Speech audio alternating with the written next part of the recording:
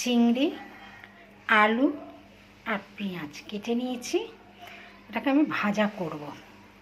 এর মধ্যে হচ্ছে হলুদ, নুন আর লঙ্কা দিয়ে চিংড়িটাকে মেখে নিচ্ছি।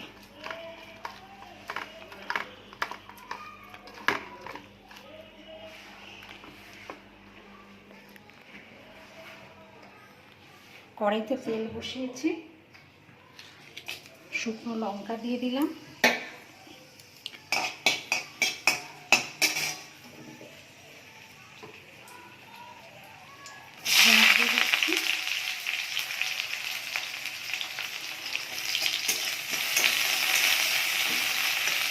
একটু লাল লাল হয়ে গেলে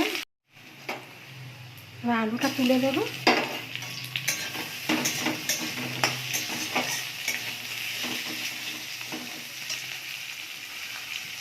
হলুদ, লঙ্কা, নুন দিয়ে দেবো।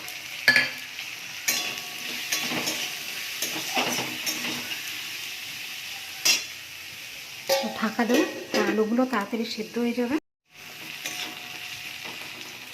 আলুটা সেদ্ধ হয়ে এসেছে, এবার আমি হচ্ছে চিংড়িটা দিয়ে দিচ্ছি।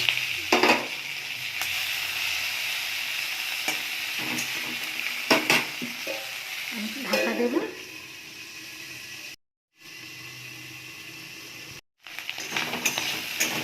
আলু চিংড়ি ভাজা হয়ে গেছে।